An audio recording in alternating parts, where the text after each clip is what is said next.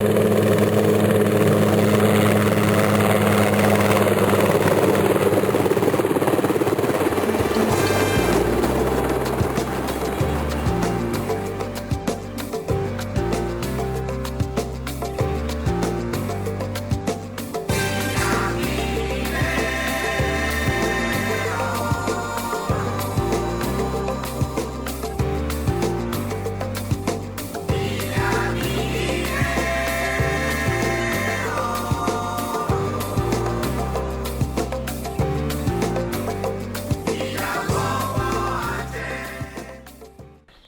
jedno malo mesto sa 10 kuća. Ovako obično počinju bajke, ali ovo nije bajka, već najistinitija priča. Gurgusovac je staro ime Knjaževca. Legenda kaže da je Gurgusovac dobio ime po gukanju golubova grivaša Gurgusana, Svetoj Đurđevoj vodi, Grguru, bratu Lazara Brankovića, za koga se smatra da je podigao manastir Svete Trojice kod Donje Kamenice. Neki smatruju da ovaj naziv potiče od latinske reči Gurgus, to znači plodna zemlja, dolinica ili Gurgusium oliva, pivnica, mesto gde se prerađuje grožđe i čuva vino. Knjaževački kraj u antičko vreme pripada je Gornjoj Meziji. U srednjem veku bio je deo Vidinjske oblasti, pa Vidinjskog Sandžaka za vreme turske vladavine. 1833. godine cijela Timočka krajina, sa njom i Gurgusovac, oslobođeni su od Turaka. Knjaževac, tadašnji Gurgusovac, bila je varošica sa 869 stanovnika, sa turskim naseljem ispod brda na kome se nalazilo vojno utvrđenje i hrišćanskim naseljem sa leve strane Svrljiškog Timoka. Knjaževac je danas opština koja ima 1202 km² i četvrta po površini u Srbiji. Obuhvata 3 oblasti, Timo, Zahlava i Budža sa 85 sela. Ima 37.172 stanovnika, a skoro polovinu žive u seoskim naseljima. Knjaževac se nalazi u kotlini na 219 metara nadmorske visine, okružen obroncima Tupižnice, Tresibabe i Stare planine. Kroz Knjaževac protiču Svrljiški i Trgoviški Timok, koji se na kraju grada spajaju i čine Beli Timok. Od svega što čovek u svom životnom nagonu podiže i gradi, ništa nije bolje i vrednije od mostova. Mostovi su važniji od kuća, pisao je Andrić. Knjaževac, varoš sa 3 čaršije, još od davnina nalazila se na obalama 3 Timoka, Svrljiškog, Trgoviškog i Belog. Nekada su Knjaževac zvali Mala Venecija zbog reka, čamaca koji su njima plovili i naravno mostova. Knjaževački mostovi uglavnom su izgrađeni na mestima ranije podignutih drvenih mostova koji su postojali još u 19. veku. Danas u Knjaževcu ima 8 mostova. Jedan od najstarijih i najlepših jeste Kameni most, koji se nalazi u samom centru grada. Podignut je pre Prvog svetskog rata, a danas se smatra simbolom grada. Knjaževčanima veoma drag bio je i pešački most koji se nalazi ispred Doma kulture. Nazivali su ga Most ljubavi. Na njegovom mestu je 1990. godine podignut novi. Mostovi Knjaževca predmet su interesovanja mnogih umetnika. I pre Drugog svetskog rata u Knjaževcu su postojala razna, doduše malobrojna udruženja koja su negovala kulturu i brinula o duhovnom uzdizanju naroda. Uglavnom su se sva društvena i kulturna zbivanja odvijala u kafanama. Tu su održavale igranke, radile prve škole igranja, dramske sekcije, pevačke družine i svirali orkestri. U kafanama su održane prve bioskopske i pozorišne predstave, osnivane čitaonice. 1935. godine sagrađen je Narodni dom koji postaje omiljeno mesto okupljanja Knjaževčana. 1952. godine otvoren je bioskop. Slobodno vreme, naročito u kasnim popodnevnim i ranim večernjim časovima, Knjaževčani su sve do 80. godina provodili šetajući Korzovom u centru varoši. Poslednjih 30 godina najveći broj kulturnih dešavanja odvija se u prostoru Doma kulture i Zavičajnom muzeju Knjaževac, a u organizaciji ovih programa učestvuju knjaževačka biblioteka, muzej, razne sekcije i gradska udruženja. Veruje se da su prve škole u ovom kraju postojale još u vreme srednjovekovne Srbije. U tursko vreme u Gurgusovačkom kraju nije bilo nikakvih škola. Prva škola u Gurgusovacu osnovana 1835. a njen prvi učitelj bio je Mateja Nikolić iz Vršca. Škola je imala malo đaka, još uvek nije postojala propisan nastavni program, a od udžbenika je koristila srpski bukvar i manju čitaonicu. Radila je u nekoliko kuća u varoši. Do izgradnje prve školske zgrade 1874. koja se nalazila pored crkvene porte. Usred burnih ratnih zbivanja škole su stalno prekidale rad sve do 1918. kada ponovo počinju sa radom. U Knjaževcu su postojala i ženska osnovna i ženska zanatska škola, u kojima su se mlade devojke, uglavnom iz bogatijih varoških kuća, učile vođenju domaćinstva. Danas u Knjaževcu ima 4 osnovne škole i 2 srednje.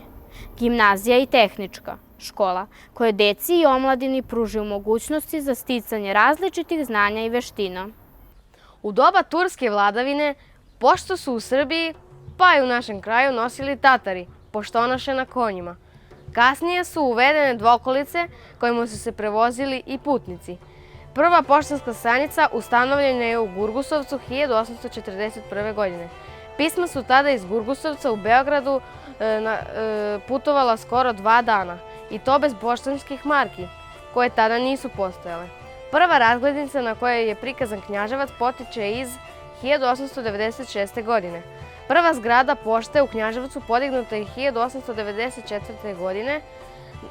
Nalazila se preko puta današnje opštinske zgrade, imala je stanove za upravnika i službenike i konjušnicu.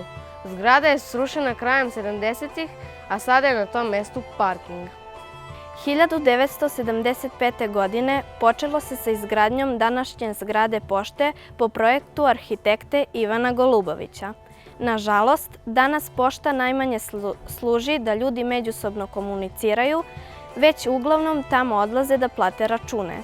Nekada su se slale dopisnice, razglednice, pisma, ali danas Knjaževčani, kao i svi ostali, za razmenu kratkih informacija radije koriste SMS poruke, elektronsku poštu i komuniciraju preko društvenih mreža. Moda je način odevanja. Svaki narod ima svoju nošnju ili osim, a ona se menja u skladu sa društvenim i ekonomskim prilikama. I Knjaževački kraj razvio je sopstvenu modu. Nošnja Knjaževačkog kraja je veoma specifična. Čak se može reći da je svaka od 3 dela Knjaževačke opštine razvila sopstvenu nošnju. Nošnja se generalno može podeliti na gradsku i seosku, u oba slučaja na mušku, žensku i dečiju. Seoska nošnja u Knjaževcu i okolini sastojala se od dvoprednjih čarapa, suknje kod žena, a čakšira kod muškaraca, košulje i jeleka kod žena u zaglavku, ćurčeta ili zubona u budžaku. Žene su na glavi nosile marame, dok su muškarci obično nosili šubaru od jagnjećeg krzna. Ova nošnja bila je često bogato ukrašavana. Gradsku žensku nošnju činile su košulja, marama šamija, pojas bajader, duga suknja, libade. Kao ukras za kosu najčešće se koristila bareš traka uhvaćena stolovatim prstenom, fesić pričvršćen ukrasnom iglom ili, u slučaju veoma bogate dame, tepeluk od bisera. Naravno, obavezne su upletene i podignute kike. Muškarci nisu baš mogli da se hvale nekim posebnim komadom odeće, ali su svakako bili elegantni. Najčešće su nosili košulju, pantalone na bridž, od finijeg šajaka ili čoje, prsluk i kaputić, a za posebne prilike frak. Na glavi šešir, polucilindar, autokuleta i za izlete slamnati. Danas se ljudi odevaju drugačije. Odeću dizajniraju modni kreatori. Ona se menja proizvodi ručno od krojača. Postoje brojne modne kuće koje svoje nove kolekcije prikazuju na modnim revijama. Društvo se čitališta ovog sastoji iz činovničkog i iz građanskog reda ljudi. Na raspis je odgovorio okružni načelnik Nikola Petrović ministru prosvete u januaru 1860. godine. I pre nego što je Ministarstvo prosvete poslalo raspis okružnim načelništvima u Srbiji, u ovdašnjoj varoši osnovano je čitalište licem na Svetog Savu 14. januara 1860. godine. Čitalište je bilo kvasac varoškom građanskom životu, ali usled osipanja članstva i burnih društvenih i istorijskih zbivanja radilo je uz dosta neprilika. Nakon gašenja čitaonice 1888. godine Knjaževac do kraja Drugog svjetskog rata nije imao biblioteku, već su postojale čitaonice u kafanama, pri političkim partijama i drugim udruženjima. Odmah nakon oslobođenja 1944. godine u Knjaževcu je osnovana čitaonica za omladinu i čitaonica za odrasle. Knjige za obe čitaonice sakupili su omladinci od uglednih knjaževačkih porodica. Narodna biblioteka Njegoš uselila se u prostorije Doma kulture u decembru 1981. godine.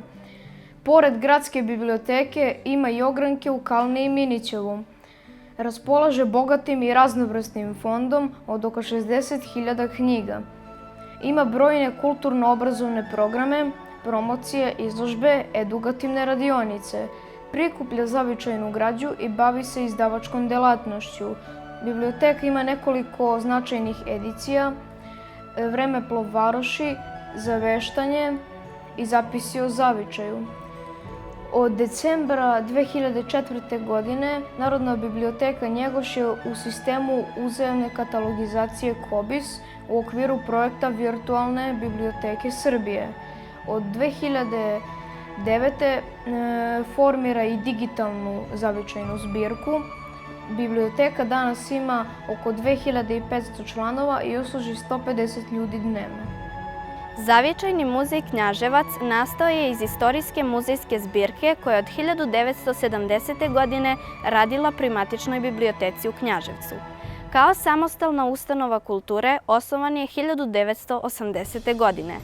Muzej se nalazi u Karađorđevoj 15 u zgradi koja je pripadala porodici Sibinović, nekadašnjim vlasnicima rudnika Dobra Sreća u Vini. Muzejska stalna postavka sastoji se iz etnološkog i arheološkog dela. Hronološki i tematski izložen je samo deo bogatih zbirki i neprocenjivog kulturnog bogatstva knjaževačkog kraja. Posebno treba istaći muzej čarapa, etnografsku zbirku dvopredmetnih vunenih čarapa koja je izložena kao zasebna celina u okviru stalne postavke u Zavičajnom muzeju. Ova jedinstvena zbirka prevazilazi lokalni karakter i dobija nacionalni značaj. Zavičajni muzej u svom sastavu ima i muzej grada u kući Ace Stanojevića, arheoetno park u Ravni i antički lokalitet Timaku Minus kod sela Ravna. Leda je bila žena spartanskog kralja. Prema predanju, Zev se zaljubio u nju, ali mu ona nije uzvraćala ljubav, već ga je odbijala. Kako bi joj se približio, Zev se pretvorio u belog labuda. Gonjen od orla, odnosno prerušena Afrodite, labud se Ledi, tražeći zaštitu, baci u naručje. Tako je nastala ljubav između Ledi i labuda, iz koje se rodila najlepša žena antičkog sveta, Helena. U našem gradu postojala je moćna fabrika koja se zbog elegancije i visokog kvaliteta obuće zvala Leda. Fabrika Leda u prvoj godini postojanja proizvela je čak 20.000 pari obuće, osvojila je brojne nagrade za kvalitet u zemlji i inostranstvu. Danas u objektima ove fabrike radi italijanska firma Falkist. Prvi automobil, Ford Model T, provezao se knjaževačkom kaldrumom početkom 20. godina 20. veka. Njegov vlasnik bio je industrijalac Dragomir Sibinović, u čijoj je kući danas Zavičajni muzej Knjaževac. Ovaj bogati knjaževčanin kasnije imao i luksuznije automobile Lincoln i Packard, vozila dostojna hollywoodskih zvezda, svetskih financijskih magnata i kraljevskih porodica. Najpoznatiji i najluksuzniji automobil u gradu bio je Lincoln KB Đoke Cvetkovića, koga znamo i po Đervinovoj vili i prvim bioskopskim predstavama u gradu. Za grad i opšte dobro građana važna je Škoda doktora Radivoja Savića, a iz posleratnog perioda pamte se Opel knjaževačkog fotografa Valeta Nikolića i nesvakidašnji Chevrolet Mileta Milutinovića Holandija. 60. godina počela je i u Knjaževcu masovna motorizacija. Prvi novi automobil su Zastave 600, popularni nazvani Fića. Danas Knjaževčani voze razne automobile, već prema prvom svom socijalnom statusu i financijskim mogućnostima. Đervinovu vilu podigao je 1939. godine Đoka Cvetković na brdu severozapadno iznad grada. Vila je sagrađena po uzoru na zamak u Karlovim Varima u Češkoj. Ima prizemlje i 2 sprata sa kulom Vidikovcem. Oko vile Cvetković je zasadio vinograd na 85 ari. Podigao je i visoki ukrasni zid od 3 metra sa česlom u jednom delu. Vila je imala svoj vodovod, a njenu unutrašnjost krasio izuzetno luksuzan nameštaj. Đoka Cvetković preminuo je u Knjaževcu 1957. godine. Testamentom je vilu prepisao porodičnoj služavki Milici Dvoržak Prvulović. Međutim, 1967. vilu je otkupio poljoprivredni kombinat Žervin za smeštaj svoje administracije. Kasnije je izvesno vreme bila zapuštena da bi početkom 90-ih postala ugostiteljski objekat. Danas je jako zapuštena i u privatnom je vlasništvu. Ovaj objekat, proglašen je spomenikom kulture, jedan je od prepoznatljivih simbola grada. Stara planina predstavlja prirodno bogatstvo izvanrednog značaja i ima odlične predispozicije za razvoj turizma. Reljef Stare planine predstavlja prirodnu vrednost koja se sreće kod malog broja planina kod nas. Blagi i oštri usponi, prostrane livade, rečni useci i doline predstavljaju osnov za razvoj različitih oblika turizma. Šume bogate životinjskim svetom omogućavaju bavljenje lovnim turizmom. Prostori Stare planine su ekološki čisti i zdravi bez industrijskih zagađenja.